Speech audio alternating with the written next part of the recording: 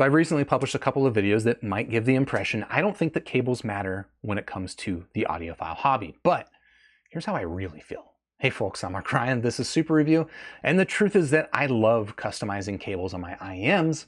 I just don't do it to improve the sound quality. Instead, I do it to improve functionality, comfort, and aesthetics. And frankly, I find this to be a lot of fun. And for me, it involves, sometimes buying a new cable, sometimes just swapping cables between IEMs that I've already got, or sometimes even just using the stock cable, but making a couple of light modifications to it to improve the functionality, comfort, and aesthetics. And this is a practice that I've been calling stancing, right? I'm stancing my IEMs or stancing my cables. And this is a term that I'm just borrowing or stealing from the car tuning world. And in this episode of Waveguide, I'm going to show you how I do it. And if you like the idea of content like this, tutorial type content for audiophiles, well, a shout out to our sponsor, HiFiGo. HiFiGo is an online retailer that believes that high quality audio should be both affordable and attainable for everybody. If you want to check them out, I'm going to have them linked down below. And just as like a reason to go check them out, of course, HiFiGo has a lot of cables for sale, some starting at just $10. So if you want to check them out, there you go. But let us dive into the details of this tutorial. Now, the first step in stancing your cable is just finding the right cable. And I like to find a good match based on kind of two criteria. This is going to be very much up to personal opinion, so feel free to make up your own mind about which cables go well with which IEMs, but I like to make aesthetic matches. So, whether it's matching a blue cable to a blue IEM, a white cable to a white IEM, or finding some like nice contrast, I like to mix it up. But the other thing to keep in mind is I think the weight of the IEM and the weight of the cable matters a lot. Here's kind of an example. Here's a couple of IEMs, right? The Dunu Glacier. This is a heavyweight stainless steel shell. I think this does not work well on a lightweight cable. As much as I like lightweight cables sometimes, I think this one just kind of works better with a heavyweight cable. It's going to get tangled less often, frankly. Whereas when you've got a lighter IEM like the Sennheiser IE600, for me, this just goes really nice on a lightweight utilitarian cable like this. It's not expensive, it's very cheap, and frankly, it's not even necessarily that pretty. But as a match, for me, this is a really good place to start. Now, the second part of stancing my cables is fixing the shape. This cable is a good example of a cable that's just come out of the packaging that's exhibiting a couple of problems that I like to solve. Problem number one should be maybe a little bit obvious, is that it's pretty kinky, all right? This cable is actually not that bad. Some cables, however, are gonna come out of the box and just have all kinds of kinks in them, and it's gonna prevent them from lying nice and being able to wrap up tidily. And for me, that's kind of annoying. So you can solve that problem. The other problem is going to be maybe a little bit more subtle, and maybe this is something that doesn't bother people as much as it does me, but I really don't like that a lot of the times these cables, the bottom of the preformed ear hook is not curved. It just ends up being kind of straight. And what that does is it just prevents the cable from ever really wrapping up in a tidy manner. It also does have some impact in terms of like how tightly it's going to wrap around the back of your ears, but mostly how it bothers me is it just doesn't look that tidy sitting on a table. Here's maybe another example of an IEM that, it came with a cable that frankly could use some reshaping because it just looks a little bit sloppy. And fortunately, that's a problem that we can solve. And the solution is heat. Now, there's a couple of ways that you can go about doing this. If you don't have access to a hairdryer, for example, you can use hot water. Submerge the cable in hot water. Obviously, don't leave the IEM attached to it. But for me, that's just a little bit sloppy, a little bit messy. And so instead, I prefer to use a hairdryer. Let me show you how I do this. So for me, there's a couple things to keep in mind, all right? One, we want to make sure we want to heat this cable up and basically get it into a state where we can remold it and shape it into the shape that we want. And then once it cools down, it's going to hold that shape usually pretty well.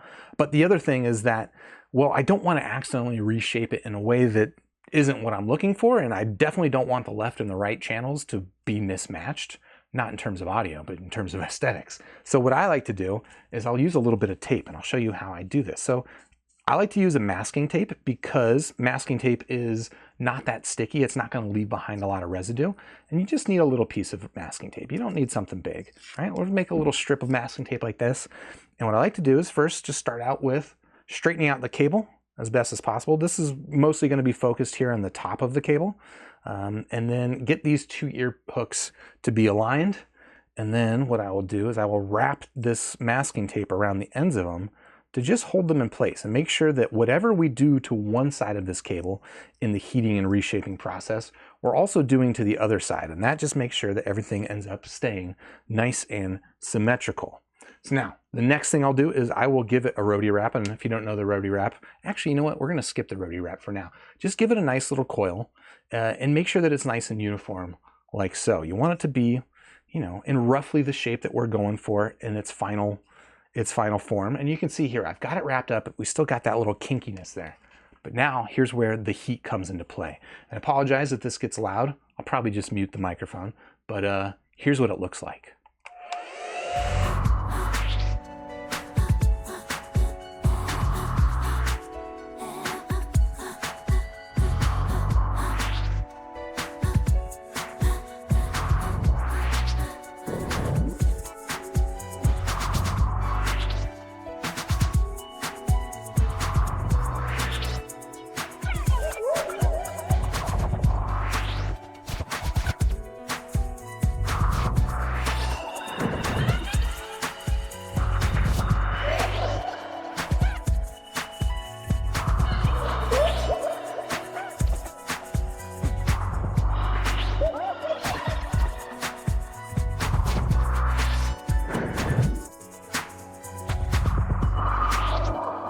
So yeah, basically just heat up the ear hooks, heat up the entire cable. You can start wrapping it, giving it a little bit of a bend. And mostly you just kind of like, while it's warm, just start reshaping it. Start like tugging at it, kind of pulling it tight so that it all ends up lying in the shape that you want it. And when you've got it in that shape, if your hairdryer has a cool option, mine does, I can switch it into cool mode and I can start cooling down the cable, which is then going to just bring down the temperature and make it so it's not pliable anymore. And it's going to retain the position and the shape that I gave it, which is, I think we can agree, this is looking a little tidier, right? All right, we've got the cable in a really nice looking shape. So step 3 for me is adding some features to the cable that it might be lacking. There's basically 2 things that I often add to cables that I like to see in a nice cable. Not all cables include these features, and fortunately, it's something that we can fix. The first one we're going to start with is a chin cinch, okay? Okay, this particular cable actually happens to come with a chin cinch, but a lot of the times cables don't come with a chin cinch or a chin slider that's functional or even exists at all, and fortunately, that's something that we can add on ourselves with one of these. So this is basically a little silicone O-ring, all right? You can see I've got a container with spare ones. But this is something that you can find available on Amazon, AliExpress, probably your local hardware store is going to have these things, and they come in various sizes. So just as like a heads up, the size that I'm using that I find works really well as a chin slider is this one, which is 7 millimeters is like the outer diameter. The inner diameter is 3 millimeters, and then the thickness on it is about 2 millimeters. All right. Again, they come in various sizes, but this is what I find works well on a cable roughly this size. And here's how you do it. Okay, first of all, we're going to take this tape off because we don't need this anymore. But basically, what you want to do is slide the 2-pin connector, your MMCX connector, into this silicone O-ring, just one side at a time.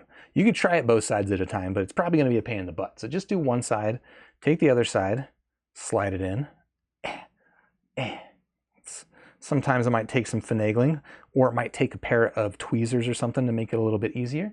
But usually with these smaller ear hooks or these smaller 2-pin connectors, it'll slide on quite easily. And then once you've got it in place, you can just kind of run it down to the bottom of the cable. This is, I think, an important step just to avoid any tangling. And then you can straighten out your cable. Oh my gosh, talk about tangling. Straighten out your cable, and then now you've got a functional chin slider added to this cable. Now you might not love the aesthetic of just a little silicone O-ring. So here's another pro tip. This is something I do. It works well with my thinner cables, doesn't work well with my thicker cables, but you can find these things. These things are called locking beads or sometimes stopper beads. I think they're used in like arts and crafts for like jewelry often, but you can find something like this that will go nicely around the O-ring. In fact, sometimes they're even sold with O-rings, and you can close it up. And then now you've just got this nice aesthetic chin slider added to virtually any cable. And I think that's a really nice touch. So that's how I solved that problem. A chin slider alternative, if you don't have access to an O-ring, is you can actually use spare ear tips. So these are basically the cores that are ripped off of a spare ear tip. And if you're like me, you've got some spare ear tips around that you're not using. So you can just take the ear tip, especially works well with the ones that have different color cores, or like the core is clearly made out of a different material than the rest of the IEM or rest of the ear tip, and just take it and we're gonna rip it, or you can use a pair of scissors to cut it off. In fact, I would probably use a pair of scissors or pliers to cut that off and clean that up a little bit, but that's kind of an alternative that you can have to using a clear O-ring, is just use an ear tip. Use the core of that ear tip, and there's another way you can have a nice little chin slider on your IEM. The second feature that I like to add to cables is just a simple LR, left-right indicator, all right? Some cables will have very clear demarcations on their connectors on which channel is left and which one's right, but a lot of them, like this cable, like I can see it here under magnification that that's the right channel, but it's kind of hard for me to see just in person looking at it. And well, I'd like to make that easier. So here's what I like. I like cables that have little indicators on them, and we're gonna solve it with another O-ring. In this case, it's a red O-ring, and this one's quite a bit smaller than the last one we used. The size on this is a 5mm outer diameter, 2mm inner diameter, and then the thickness is a little bit thinner at just 1.5mm. But same idea. We're just gonna take this thing and we're gonna stretch it over the 2-pin connector.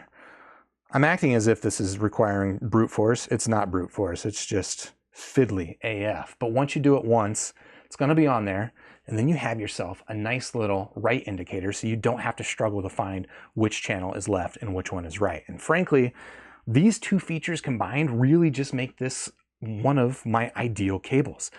It's got a nice chin slider. It's now got clear left and right indicators, which I think also looks kind of cool, and it wraps up nice and tidy. But how do we do this wrapping? Well, let's talk about that one next.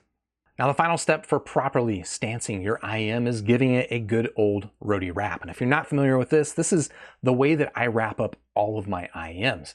It might feel a little pedantic, but I actually think that wrapping up your IEMs like this is actually pretty important, because it's going to solve a couple of problems for you. One, I think roadie wrapping just looks nice. It looks nice and tidy, and it makes it easy to have multiple IEMs and have them look organized. Problem number two, it's actually going to prevent the cable from tangling as much as using a normal traditional kind of sloppy wrapping method. But problem number three that this solves is actually, this is better and it's healthier for the cable. And you might be wondering, like, what do you mean healthy for a cable? I don't know. Have you ever had a cable that just starts getting, like, there's no way to unkink it? There's just like something obviously wrong with the cable underneath the surface of it. That is something that happens when you wrap a cable the wrong way. I'm just gonna say the wrong way. And roadie wrapping is a good way to avoid it. So I'm gonna show you how I do a roadie wrap. This cable, however, I'm gonna say right now, this is too easy an example. We're gonna bring in the problem child, which is this cable, which absolutely needs a roadie wrap. And I'm just kind of show you this as an example of why I like to roadie wrap, okay? Here's the traditional cable wrapping method, right? You've probably done this. You just wrap the cable around your fingers, right? And then you put it down, and then if you have a really bad cable like this, it's gonna spring out of shape like this, but a lot of the times it kind of works okay. I still think it's worth the roadie wrap. And here's exactly how I prefer to do it, okay? Step one, hold the cable like this. Basically, I'm not gonna break this down into steps, but basically what you need to do is, instead of wrapping the cable around your fingers like this, we're gonna twist the cable so that it wraps itself. And if that sounds confusing, let me demonstrate. So basically, I'm holding it like this, and you see if I pinch the cable in this hand, my right hand, and I give it a little twist, you see how it wants to kind of already coil itself up, right? So that's what you do, is you twist and get it to coil itself up. But then the other trick is that you want to alternate your twist direction. So while I did that one twisting this direction, the second coil, I'm going to twist the opposite direction, right? So I'm going to twist that way, and instead of twisting over the cable, it's going to twist under the cable, all right? So we just kind of alternate back and forth with that little twist action, letting it wrap, letting the cable effectively wrap itself, okay? And this is just not only a gentler way to wrap a cable, but it's also a better way to wrap a cable, because it's not going to fight you. It's going to look nice and tidy. And if you're trying to stance your IEMs, you want them to look their crispest, that's absolutely the final step that you need to do. So there you have it. That is how I customize and stance virtually all of my favorite IEMs. If it sounds like something you might want to do in the near future, maybe bookmark this video for future reference, or share it with a friend who you think might do similar. And if you like this kind of helpful tutorial content, again, shout out to our sponsor, HiFiGo. If you want to support them, maybe make your next purchase either with a cable, IEM, headphone, other piece of audio equipment, make your purchase with them. I've got them linked in the description down below. And while you're down there, if you haven't already, please do hit the like button, subscribe to the channel, ding the YouTube bell, join me on Discord, and I'll catch you on the next super review. Cheers.